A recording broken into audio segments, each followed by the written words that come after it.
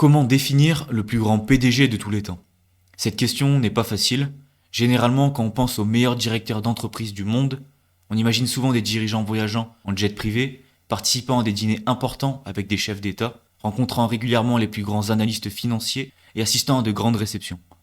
Cependant, je n'inclus pas dans les réceptions des fêtes d'anniversaire somptueuses pour le directeur payé par l'entreprise, comme par exemple celle organisée au Jardin de Versailles par Renault pour un demi-million. N'est-ce pas, Carlos? À l'opposé de cette image, on retrouve des PDG atypiques, les outsiders cachés dans l'ombre. Ces dirigeants n'aiment pas les projecteurs et encore moins ceux de Wall Street, mais ils ont une volonté ardente de faire grandir l'environnement gravitant autour de l'entreprise dans son intérêt, ceux de ses salariés et de ses actionnaires. Ce sont des leaders qui ont réussi en s'écartant des normes établies, en innovant et en prenant des décisions basées sur la pérennité de la croissance de l'entreprise et sur la gestion prudente du capital. Le récit que je vais vous raconter se base sur ce livre, dit Outsiders de William Tardick, que j'ai récemment lu. Il est diplômé de Stanford et Harvard et gérant et créateur du fonds d'investissement Housatonic Partners depuis 1994, qui gère environ 1 milliard de dollars d'actifs.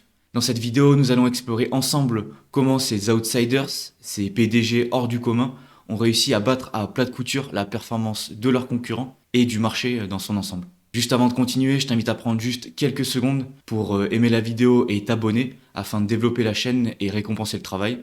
Merci à ceux qui le feront. Et maintenant, retour au sujet principal de la vidéo. Nous allons nous intéresser à 8 PDG ayant majoritairement servi entre les années 60 et 2010, date de rédaction de ce livre. Le premier est Henry Singleton, directeur de Teledyne, un conglomérat américain dans le secteur de l'industrie et de la technologie. Tom Murphy était le PDG de Capital Cities, une entreprise du secteur des médias et de la diffusion. Katharine Graham a été PDG du célèbre journal The Washington Post pendant plus de 20 ans. Dans le secteur des télécommunications, nous avons John Malone, à la tête de l'entreprise TCI. Bill Stiritz était PDG de Ralston Purina, une société spécialisée dans l'alimentation et les biens de consommation. Dick Smith a dirigé General Cinema, une entreprise de divertissement et de boissons pendant plus de 40 ans. Et Bill Enders a été PDG de General Dynamics, une entreprise du secteur de la défense et de l'aérospatiale. Enfin, dans ce livre, on retrouve un des investisseurs les plus célèbres, Warren Buffett. En investissant dans ces 8 entreprises et leurs PDG sur une période de 25 ans, vous aurez obtenu un rendement 30 fois supérieur à celui du S&P 500, l'indice boursier de référence aux États-Unis. Si l'on s'intéresse à la performance de chacun de ces PDG pendant la durée de leur mandat, on constate que Murphy, Stiritz, Smith et Singleton ont réalisé environ 20% de performance annuelle, comparé au S&P 500 qui, lui, avoisinait les 10% par an sur la même période. Warren Buffett a enregistré une performance de 20,7% par an entre les années 60 et 2010, une performance remarquable sur une période aussi longue. Katharine Graham, quant à elle, a réalisé une impressionnante performance de 22,3% par an, alors que le S&P 500 n'a enregistré qu'une performance de 7,4% sur la même période. Bill Enders a atteint une performance annuelle de 23,3%, mais le titre de champion incontesté revient à John Malone avec un hallucinant 30,3% par an contre 14,3% pour le S&P 500. Pour remettre cela en perspective, il a fait 10 fois mieux qu'un livret A à 3% de rendement annuel, et cela chaque année pendant 25 ans. Après, bien évidemment, il était important de noter que le risque associé à cet investissement était plus élevé que celui de laisser votre argent sur un livret A. La question à se poser maintenant est la suivante: quel est le point commun entre ces dirigeants qui leur ont permis de réaliser de telles performances financières? Dans le football, les meilleurs attaquants sont jugés par le nombre de buts marqués, et en rugby, les ailiers sont évalués par le nombre d'essais inscrits. Dans la même logique, l'auteur évalue les dirigeants à travers une métrique clé, la croissance annuelle du bénéfice par action, ou BPA. Le BPA représente le bénéfice net généré par l'entreprise et attribué à chaque actionnaire, symbolisant ainsi la rentabilité pour les actionnaires. En comparant cet indicateur à la performance des entreprises concurrentes dans le même secteur et à la moyenne du marché, comme on le ferait dans le sport entre athlètes, il est possible d'évaluer la qualité et la compétence des dirigeants, qui doivent aligner leurs décisions avec les intérêts des actionnaires.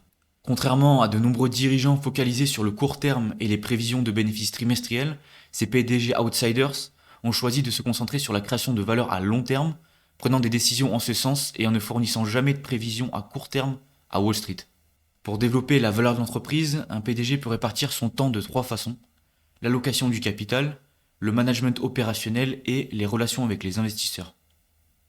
En adoptant une approche stratégique similaire, ces 8 PDG sont principalement concentrés sur une allocation efficace du capital de l'entreprise. Ils ont compris que le temps passé à échanger avec les investisseurs, les analystes et Wall Street était une perte de temps, n'apportant rien à long terme à l'entreprise. Ils ont aussi compris que pour obtenir de meilleurs résultats, il est parfois nécessaire d'agir différemment de leurs concurrents en innovant et réfléchissant par eux-mêmes. Pour le management opérationnel, ils ont évité cette tâche autant que possible en décentralisant cette activité. Contrairement à de nombreuses entreprises qui cherchent à centraliser les décisions, ces PDG ont opté pour une approche opposée. Par exemple, dans les années 2000, Warren Buffett et les membres directeurs de Berkshire Hathaway étaient seulement 23 pour prendre des décisions pour 270 000 employés. Tandis que chez Teledyne, Singleton n'avait que 50 employés au siège social pour 40 000 salariés. À la même époque, des milliers d'employés travaillaient au siège social de General Electric pour gérer 400 000 employés. L'accent était donc mis sur la décentralisation avec un management opérationnel proche du terrain. L'organisation hiérarchique était très plate, offrant une grande autonomie et responsabilité aux managers de première ligne, avec très peu de management intermédiaire entre la direction et ses managers. Si la décentralisation opérationnelle était très présente, une activité n'était jamais décentralisée et reposait essentiellement sur le PDG et quelques dirigeants, l'allocation du capital. Ce choix est un des éléments les plus importants pour la création de valeur à long terme d'une entreprise. Un autre facteur clé de la croissance de ces entreprises est la culture d'entreprise qui favorise des salariés motivés et épanouis. Cela se traduit pour les dirigeants par une rémunération importante en actions de l'entreprise ou par des bonus de performance en actions, alignant ainsi les intérêts des employés avec ceux des actionnaires, contribuant à la croissance et à la prospérité de l'entreprise.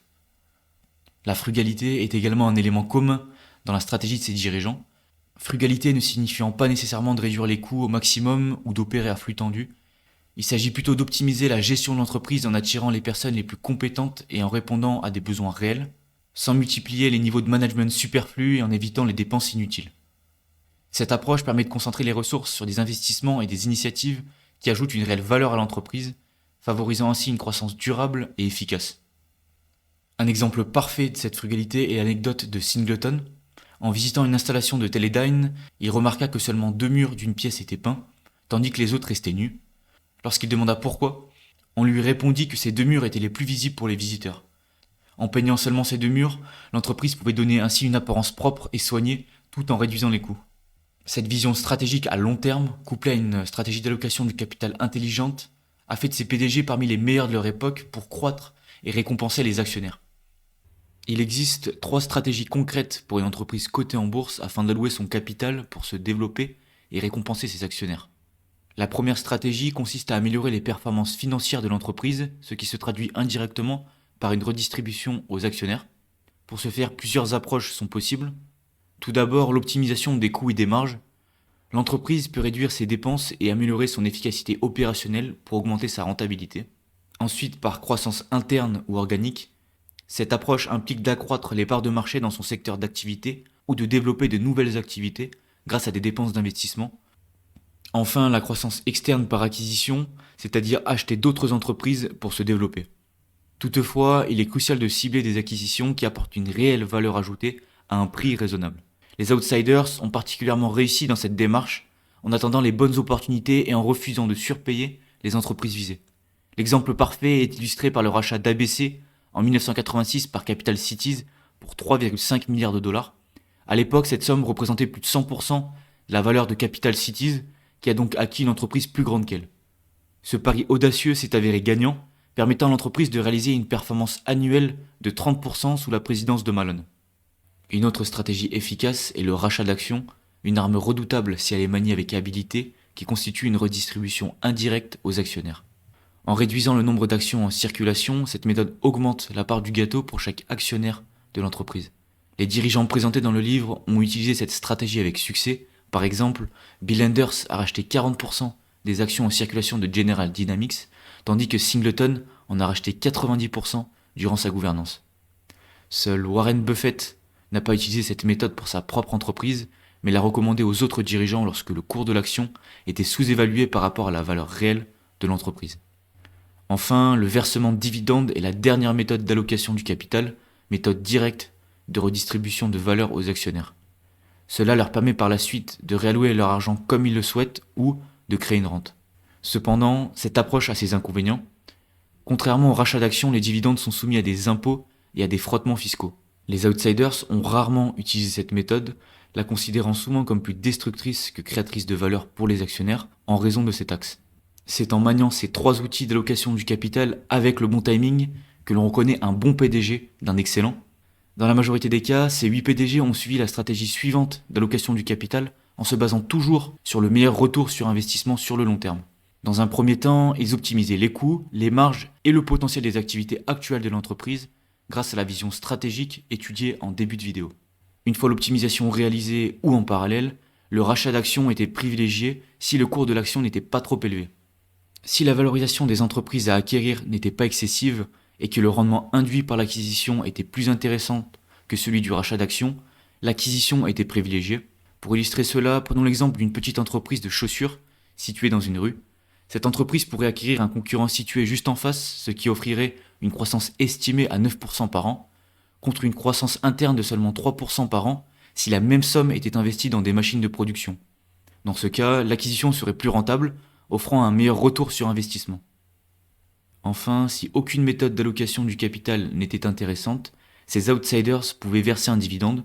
Cependant, cette option était toujours envisagée dans des proportions faibles, préférant garder du cash en trésorerie pour des acquisitions ou des rachats d'actions lorsque les opportunités se présenteraient.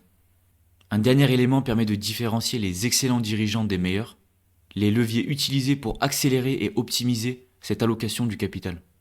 Pour accélérer la création de valeur, plusieurs leviers peuvent être utilisés. Tout d'abord, le levier bancaire est souvent le premier auquel on pense. Il était fréquemment utilisé par ces PDG pour acheter des actions ou pour des acquisitions, à condition que le rendement attendu dépasse le coût de l'emprunt et que la solidité financière de l'entreprise permette de rembourser cet emprunt.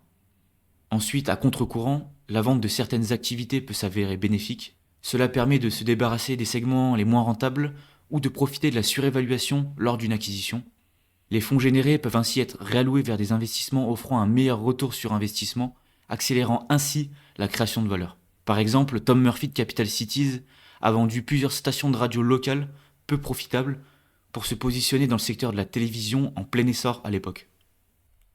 Par ailleurs, un autre levier consiste à réinvestir le résultat net généré. Cela permet de créer de l'amortissement sur les actifs, réduisant ainsi le revenu imposable. Cette méthode optimise chaque euro généré en le réinvestissant dans la croissance de l'entreprise tout en minimisant les frictions fiscales. John Malone et TCI ont utilisé cette stratégie de manière agressive. Enfin, les joint ventures, bien que peu connus comme levée de croissance, peuvent s'avérer intéressants. C'est un accord commercial entre plusieurs entreprises mettant en commun leurs ressources pour atteindre un objectif commun. Par exemple, en 2017, General Motors et Honda ont formé le joint venture Fuel Cell System Manufacturing pour produire des systèmes de piles à combustible et des véhicules à hydrogène. Et cela a abouti à la création d'une usine de production commune aux États-Unis. Pour conclure l'analyse de The Outsiders, l'auteur tout au long de son livre met en avant la performance de 8 dirigeants qui ont surperformé leurs concurrents et le marché dans son ensemble.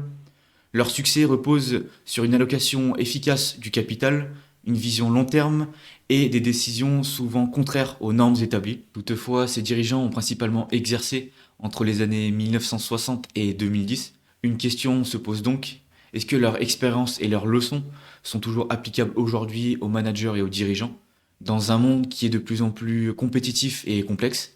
Si oui, avez-vous des exemples concrets d'entreprises et de dirigeants qui illustrent ces principes? N'hésitez pas à me le partager dans les commentaires. Merci pour votre écoute, c'était Tristan et on se retrouve très vite pour une prochaine vidéo.